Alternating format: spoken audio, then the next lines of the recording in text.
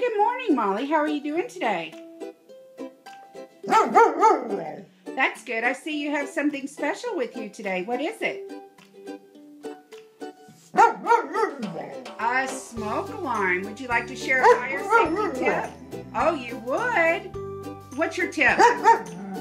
That's right. Working smoke alarms save lives. And so what is something that you want to do with your smoke alarm, Molly? You want to test your batteries once a month, and what's the other thing? And change the batteries once a year. This has been a fire safety tip from Molly, the fire safety dog. Oh, and she wants you to join her Facebook page at www.facebook.com/Molly, the fire safety dog. Molly, you want to wave at the boys and girls? She says, stay safe, everyone, and be good.